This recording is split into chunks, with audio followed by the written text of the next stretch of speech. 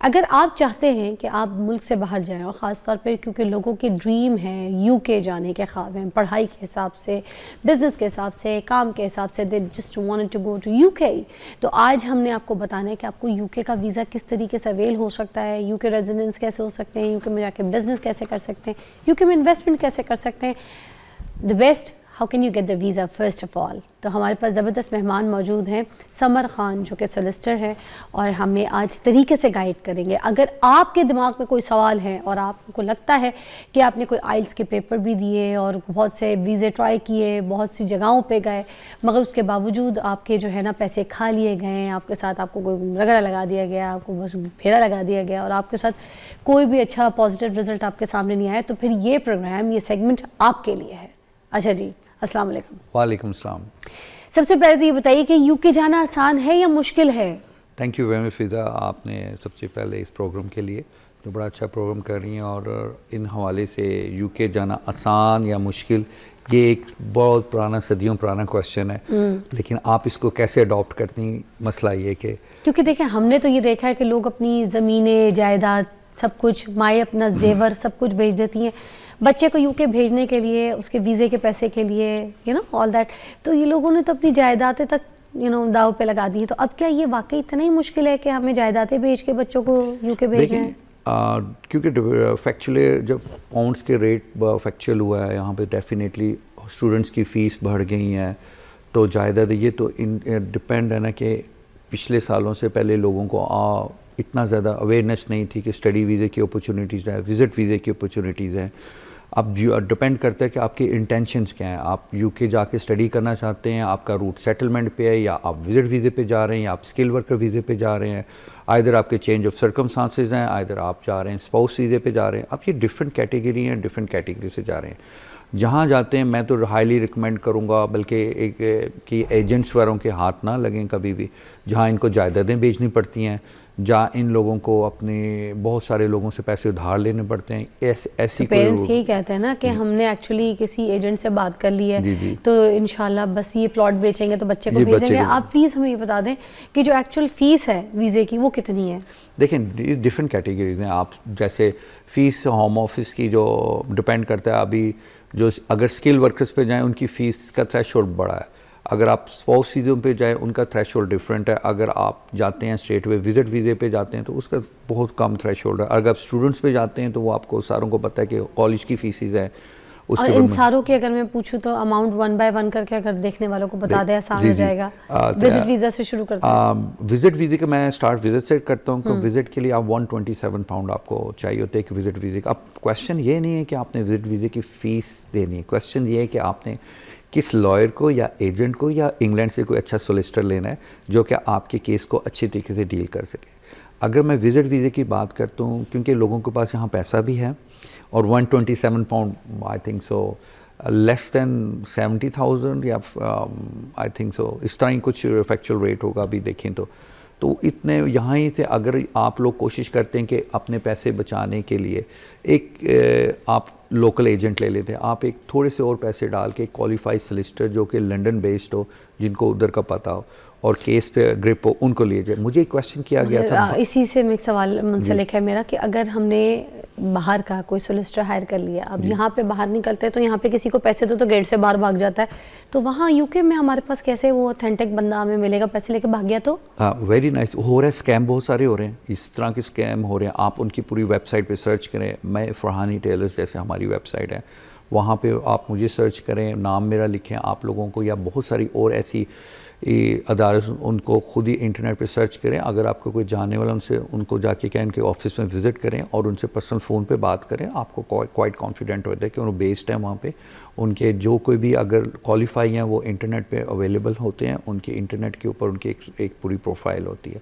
मेरा क्वेश्चन ये मैं बताना ये चाह रहा, जो आपका क्वेश्चन था उसको मज़ीद मैं आगे लेके चलता हूँ। मुझसे एक सवाल पूछा गया था कि किसी क्लाइंट ने कि भाई मैं खुद इतना पढ़ा लिखा हूँ, मैंने PhD की हुई, मैं हाईली स्किल हूँ पाकिस्तान में, मैंने एजेंट से पिछली दफ़ा विज़िट वीज़ा लगाया था, तो भाई मैं आपसे क्यों लूँ, तो अब फिर मैं सोलिसिटर क्यों लूँ? ये सिंपल फॉर्म है, यही क्वेश्चन आपको मारते हैं कि अगर आप पूछते हैं कि वेरी सिंपल क्वेश्चन है, सिंपल क्वेश्चन है, हमने आंसर देने हैं। जितना छोटा आपके पास फॉर्म होगा उतनी कॉम्प्लिकेशन, उतना टेक्निकली वो फॉर्म होगा।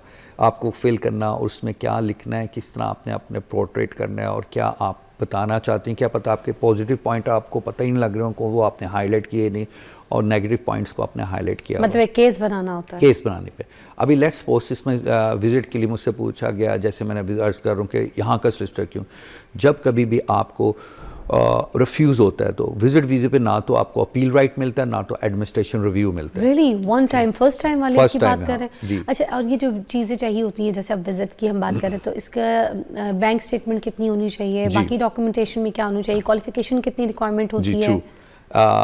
जैसे मैं पहला क्वेश्चन कंप्लीट कर दूं, क्योंकि अगर आपके पास फ़ौरन ही एडमिनिस्ट्रेशन रिव्यू और या आपके पास अपील राइट नहीं, तो आपको तब सोलिसिटर की ज़रूरत पड़ती है जो कि प्री एक्शन प्रोटोकॉल डाल के आपके, अगर देखते हैं कि होम ऑफिस ने आपके डॉक्यूमेंट्स को ओवरलुक किया है, कुछ एविडेंस आपने उनको दिए हैं लेकिन उन्होंने सही तरह एक्सप्लेन आपको जवाब नहीं दिया, या कुछ ऐसे आपकी जो एक्सप्लेनेशन है उनको सही तरह उन्होंने समझ नहीं लगी, तो आप वो प्री एक्शन प्रोटोकॉल पे जाके, अगर आपका रिफ्यूज़ भी हुआ हो और आपके पास अपील राइट भी नहीं है, एडमिनिस्ट्रेशन रिव्यू भी नहीं है, लेकिन प्री एक्शन प्रोटोकॉल पे जाके आप उनको दोबारा लेटर लिख सकते हैं। अच्छा। कि अगर आप ये चीज़ें आपने या आपकी तरफ से गलती आपने ठीक नहीं की तो हम आपको कोर्ट में ले जाएंगे। वो वही बंदा कर सकता है जिसने केस बनाया होता है, उसको पता होता है कि मैंने एंड पे जाके अगर होम ऑफिस से गलती करेगा तो मेरे पॉइंट्स पूरे टिकते हैं। अच्छा। अब ज़रूरत क्या पड़ती है, इसमें 3 टाइज को मद्देनज़र रखना, पहले फाइनेंशियल टाइज, सोशल टाइज और travel ties. Travel ties means आपने कितनी कंट्रियों को ट्रैवल्स किया, you have to very careful.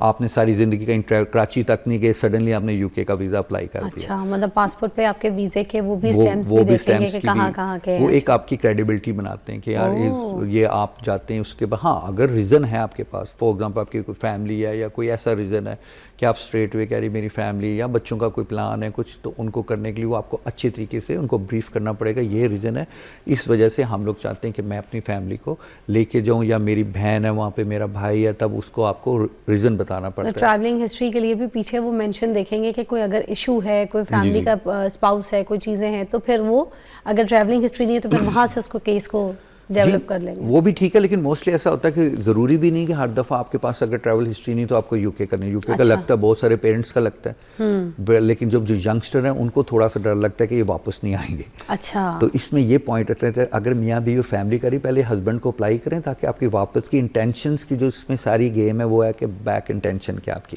क्या आप वापस आ सकते हैं। आपको FRC फैमिली पूरा बतानी पड़ती है। आप अकेला बंदा जाए, हस्बैंड जा रहा है, बीवी बच्चों को 2 मिनट के लिए घर रखें, उनकी ये भी आपकी एक टेंशन है कि बाल बच्चे पीछे हैं तो ये बंदा वापस आएगा। ओके। तो ये नहीं कि आप सारे एक दिन में खानदान पूरा, ये भी नहीं देखते बच्चों की स्कूल की हॉलीडेज नहीं है तो आप स्कूल डेज में वीज़ा अप्लाई कर रहे होते हैं। अच्छा। तो ये कहते हैं बेटा आपका तो स्कूल के समर हॉलीडेज नहीं, आप स्कूल में अप्लाई कर रहे हैं, ये आपकी क्या इंटेंशन है। Very nice. ये लोग बहुत, मुझे लगता है मोस्टली गलती करते होंगे कि बच्चों की छुट्टियां हैं, कोई नहीं, कहते हैं हम हॉलीडेज पे जा रहे हैं, तो वो फिर डाउट कर लेते हैं, गोरा कहता है नहीं, है ना। उसके बाद फिर आप लोगों के पास सोशल टाइज होती है। सोशल टाइज में आपको देखते हैं आपके कितने फैमिली मेम्बर है, आप अपनी कोशिश कर रहे हैं अपने सारे जितने चाचा ताए फूफी नानी सब के बारे में बताएं ताकि आपकी रूट्स यहाँ पे हों। और सबसे बड़ी गलती ये करते हैं कि ये लोग वहाँ से जब आप लोग कहते हैं कि जी मेरा बेटा मुझे पैसे भेज रहा है, हाँ। या मेरा भाई भेजो, डायरेक्ट अमाउंट उनके अकाउंट्स में आ रही है, हर महीने वो भेज रहा है, और जब आप एक्सप्लेनेशन बैंक स्टेटमेंट देते हैं अपनी, तो कहते हैं आप तो उन पे डिपेंडेंट है, वो तो पैसे वो आपके तो अपनी इनकम ही नहीं, आपका तो बेटा भेज रहा है, वहाँ जाके आप रुक जाएंगे, हम वापस आएंगे।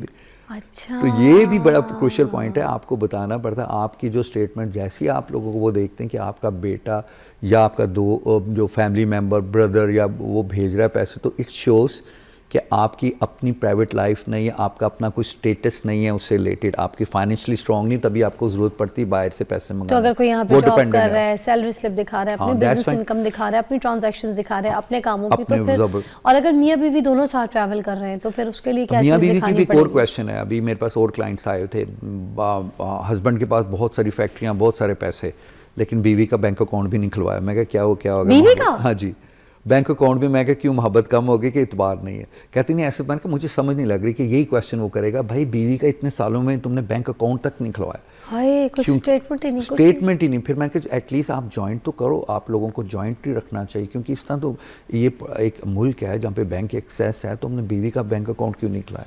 क्योंकि वो टोटली डिपेंड कर रही है अपने हस्बैंड के ऊपर। ये भी एक चलता फिरता अलग सा टॉपिक है, इस पर भी मैं कभी किसी दिन शो करूंगी। बड़े खावंद हैं जो अपनी बीवियों के अकाउंट नहीं खुलाते, कहते हैं इनको क्या जरूरत है, इनको क्या क्या जरूरत है? हाँ, कल को भाई आप हैं नहीं हैं तो उनको जरूरत है। तो उनका आंसर ये होता है मेरा कार्ड ये इस्तेमाल कर रही है। नहीं नहीं, ये गलत है। ब्रेक लेंगे, ब्रेक के बाद बात करते हैं।